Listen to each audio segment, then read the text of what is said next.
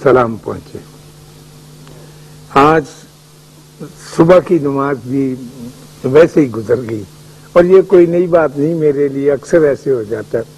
آنکھ تو کھل جاتی لیکن اٹھنے میں تاخیر ہوتی ہے اور پھر وہ وقت بڑا بوجھل بن کر طویل پر گزرتا ہے. میں لیٹا ہوا تھا تو میں نے کہا اور کوئی کام نہیں، کل اخبار ہی دیکھیں، تو میں نے بیڈ لیمپ آن کیا، بتی جلائی اور اخبار دیکھنے لگا. اور اخبار میں آپ جانتے ہیں ایسی خوفناک خبریں ہوتی ہیں کہ وہ برداشت نہیں ہوتی کہ 30 گاڑیاں اور چوری ہو گئی ہیں، سرحد کے دوسرے پار پہنچ گئی. 2 بیٹوں نے باپ کو انگوٹھے لگوا کے کاغذات پہ اور پھر اس کے بعد قتل کر کے اس کی لاش گندے نالے میں پھینک دی. یعنی تاوان کے لیے بچہ اغوا کرنے والے نے بچے کو کسی ایسی جگہ رکھا کہ وہ والدین کی یاد میں 3 دن تک روتا ہوا اسی مقام پر انتقال کر گیا.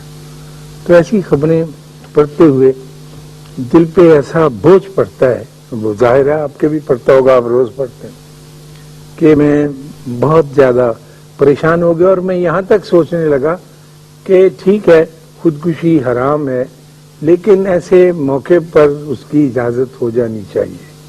یا مجھ سے پہلے جو لوگ اس دنیا سے چلے گئے وہ کتنے اچھے تھے کہ انہوں نے یہ ساری چیزیں نہیں دیکھی. میں یہ دردناک باتیں سوچ ہی رہا تھا کہ اچانک کوئی 2-2.5 کلو کا ایک گولا میرے پیٹ پہ آ کے گرا اور میں ہڑبڑا کے اخبار میرے ہاتھ سے چھوٹ گئی.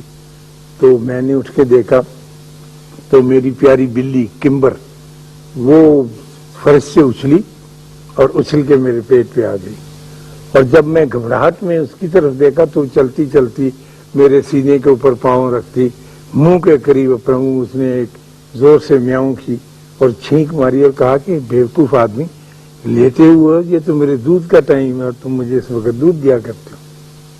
تو میں تھوڑی دیر تک اسے پیار کرتا رہا اور وہ ویسے ہی میرے سینے کے اوپر ہی آنکھیں بند کر کے مراقبے میں چلی گئی. جب وہ کمبر مراقبے میں گئی تو میں سوچنے لگا کہ جس طرح اس کمبر کو اعتماد ہے مجھ پر، میرے وجود پر اور میری ذات پر، تو کیا مجھ کو میرے اللہ پر نہیں ہو سکتا؟ یعنی یہ مجھ سے کتنی سپیریئر ہے اور کتنی عرفہ والا ہے کہ اس کو پتہ ہے کہ مجھے گھر بھی ملے گا، حفاظت بھی ملے گی، کیئر بھی ملے گی، پروٹیکشن بھی ملے گی اور میں آرام سے یہ زندگی بس. لیکن میرے اندر یہ چیز جو ہے یہ اس طرح سے معجزہ نہیں ہے جیسے بلی کے اندر معجزہ ہے. وہ یقین کے ساتھ چل رہی ہے اور میرا یقین جو ہے وہ ڈگمگا رہا ہے. خیر میں اٹھا، باورچی خانے میں جا کے یہ میری ڈیوٹی اس کو دودھ اس کا نکال کے دیا اور وہ تھالی میں دودھ لپڑنے لگی. تو میں پھر سوچتا، بہت سارے خوف جو تھے ابھی تک میرے ساتھ ساتھ چمٹے ہوئے تھے. جیسے خوف جو ہے وہ انسان کو آخر دم تک نہیں چھوڑتا اور یہ بڑی ظالم چیز ہے. تو میں نے اس کا ایک طریق نکالا ہوا ہے اپنے طور پہ.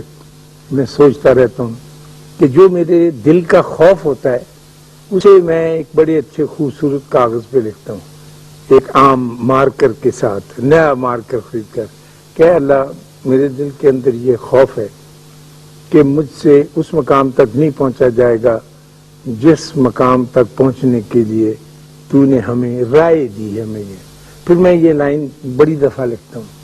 یا ذاتی کوئی خوف، بچے کے پاس نہ ہو سکنے کا، بچی کی شادی نہ ہو سکنے کا، تو میں ایک کلر میں پہلے لکھتا تھا پھر کئی کلر میں لکھتا. جب میں اس کو بار بار پڑھتا ہوں اور بالکل اس کا وظیفہ کرتا ہوں تو عجیب بات ہے کہ آہستہ آہستہ میرے دل سے وہ خوف کم ہونے لگتا ہے. اور جب وہ کم ہونے لگتا ہے تو پھر میں اسے کاغذ کو پھاڑ کے ردی کی ٹوکری میں ڈال دیتا ہوں. ہر روز میرے خوف جو ہیں، میرے ڈر جو ہیں، وہ نئی نئی شیپ اختیار کر کے آگے ہی آگے چلتے رہتے ہیں. اور میری ایک تمنا اور آرزو اور بہت بڑی ڈیزائر یہ ہے کہ میں اللہ کے اوپر پورے کا پورا اعتماد کروں. ویسا نہیں جیسا ہم عام طور پر کہا کرتے ہیں، اچھا جی اللہ سچے کو پانا ہے، اب دیکھتے ہیں جو بھی اللہ کرائے وہی ہو. اللہ نے جیسا چاہا جی انشاءاللہ ویسے ہی ہوگا، اللہ کو جو منظور ہوا وہی ہوگا. یہ تو اللہ کے ساتھ کوئی تعلق کی بات نہیں ہے. اللہ کے ساتھ تو تعلق پھر ایسے ہونا چاہیے کہ آدمی اپنے کمرے کے اندر پلنگ کے بازو پہ بیٹھا ہوا اس کے ساتھ باتیں کر رہا اور اپنی مشکلات بیان کر رہا ہو اپنی زبان میں، اپنے انداز میں کہ جی یہ مشکل پڑی.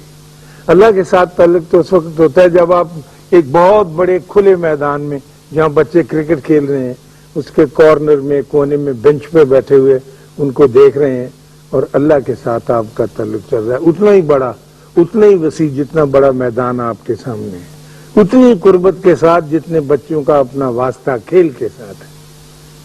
اللہ کے ساتھ تعلق تو ایسے ہوتا ہے کہ جب آپ بازار جاتی ہیں سودا لینے اور اس کے بعد آپ بیٹھ جاتی ہیں بس سٹینڈ پر بس کے انتظار میں، تو اس وقت آپ اللہ سے کہیں کہ اللہ شادیہ نے BA کر لیا ہے، اب اس کے رشتے کی تلاش ہے، تو ہم کو تو کوئی جانتا نہیں، اب یہ بوجھ تیرا ہی ہے، تو جانے.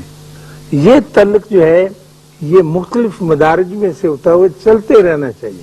یہ جو محاورے ہم بول جاتے ہیں نا جلدی میں کہ اچھا جی جو اللہ کرے گا وہی منظور ہوگا، کبھی کبھی وقت نکال کے اللہ کے ساتھ کوئی نہ کوئی تعلق ضرور پیدا کرنا چاہیے. جیسے بلی کو، پالتو بلی کو گھر کے انسان کے ساتھ ہوتا ہے کہ میری ساری ذمہ داریاں اس نے اٹھائی ہوئی ہیں اور میں مزے سے زندگی بسر کروں. کبھی نہ کبھی تو ہمارا دل بھی چاہتا ہے مزے سے زندگی بسر کرنے کو. ہم بھی تو اس بات کے آرزو مند ہیں کہ ہم بھی مزے کے ساتھ زندگی بسر کریں اور اپنے اللہ کے اوپر سارا بوجھ ڈال دیں. ہم نے تو بہت سارا بوجھ خود اپنے کندھوں پہ اٹھایا ہوا. ہم اتنے سیانے ہو جاتے ہیں، میں کئی دفعہ اپنی زندگی دیکھتا ہوں، میں کہتا ہوں نہیں یہ میرے کرنے کا کام ہے، اسے میں اللہ کے حوالے نہیں کر سکتا کیونکہ میں ہی اس کی باریکیوں کو سمجھتا ہوں. میں نے ابھی اسٹیٹکس کا مضمون جو ہے پاس کیا ہے اور یہ نیا علم ہے تو میں ہی جانتا ہوں. تو ہوتا قسمت والوں کے پاس یہ ہے کہ وہ اپنا سارا بوجھ اس کے حوالے کر دیتے اور اسی کے ساتھ چلتے رہتے. ہمارے ایک دفعہ یہاں ایک نمائش آئی تھی، بڑی دیر کی بات ہے، میرا چھوٹا بچہ بہت چھوٹا تھا اس وقت، تو اس نمائش میں بہت ساری چیزیں تھیں، خاص طور پہ کھلونوں کے سٹال پہ، اور چائنا جو نیا نیا ابھر رہا تھا اس نے بھی بڑا مقابلہ کیا تھا کھلونوں میں. تو وہ میرے بچے سارے اسی سٹال کے اوپر جا کھلونوں کا تھا وہیں جمع تھے اور میں بھی ظاہر ہے ان کے ساتھ اور ان کی ماں بھی. تو ہم کھلونوں کے سٹال کے ارد گرد ہی گھومتے رہتے تھے. تو وہاں پر ایک چائنا کا بنایا پھول تھا، بڑا اچھا خوبصورت کپڑے مسالے کا کچھ پھول، اور ان کا دعویٰ تھا کہ یہ پھول جو ہے یہ رات کے وقت روشنی دیتا ہے، اس کو اندھیرے میں رکھو. تو میرے چھوٹے بیٹے نے کہا کہ ابو یہ پھول ضرور خریدنا ہے. وہ بہت متجسس ہو رہا تھا تو میں نے کہا ٹھیک ہے لے لیتے ہیں، کچھ اتنا قیمتی نہیں تھا. ہم نے پھول لے لیا. اب وہ بیچارہ سارا دن اس آرزو اور انتظار میں کہ کب رات آتی ہے اور کب میں اس کو دیکھوں. تو رات کو وہ اپنے کمرے میں پھول لے گیا اور بیچارہ آدھی رات تک بیٹھا رہا، اس میں سے کچھ بھی روشنی نہ نکلی. صبح جب میں تو میرے بستر کے پاس کھڑا پھسک پھسک رو رہا تھا، پھول اس کے ہاتھ میں تھا اور کہہ رہا تھا کہ ابو اس میں سے تو کچھ بھی نہیں نکلا، یہ تو ویسے ہی کالے کا کالا ہے، تو یہ تو ہمارے ساتھ دھوکہ ہو گیا. میں نے کہا نہیں، تم ابھی تھوڑا انتظار کرو اور صبر کی کیفیت پیدا، اس میں سے کچھ ہوگا. جب انہوں نے دعویٰ کیا تو میں نے وہ پھول اس سے لے لیا اور اسے اپنے کوٹھے پہ لے جا کر، بڑی کڑی دھوپ تھی، اس دھوپ میں رکھ دیا. مجھے پتا تھا کہ اس میں جون سا ریڈیم ٹائپ مسالہ انہوں نے لگایا تھا، وہ جب تک سورج کی کرنیں ایبزارب نہیں کرے گا اس وقت تک نہیں روشنی آئے گی. جیسے گھڑیاں ہوتی تھی پرانی، وہ جتنی دیر روشنی میں رہتی تھی رات کو پھر جگمگاتی تھی. تو جب میں نے اس سے پھول لے کے رکھا اور شام پڑی تو میں نے اسے کہا کہ اب تم اسے لے جاؤ اپنے کمرے میں، اور جب بہت گہری رات ہو جائے نا اندھیرا تو پھر دیکھنا. تو جب اندھیری رات ہو گئی اور جیسا کہ میں نے اس کو بتایا تھا کہ اس کے اوپر کپڑا رکھنا کالا اور فلاں فلاں وقت میں اس کو اتارنا، جیسے جادوگر نہیں کرتے اٹھا کے، تو اس نے ایسے ہی کیا. اور خوشی کا نعرہ چیخ ماری ہو تو جگمگ جگمگ اس کا سارا کمرہ جو تھا وہ روشنی سے بھر گیا۔ اس نے اپنی ماں کو بلایا، چھوٹے بھائیوں کو بلایا اور بلا کے دکھانے لگا، اور ایک جشن کا سا سما ہو گیا ہمارے گھر کے اندر۔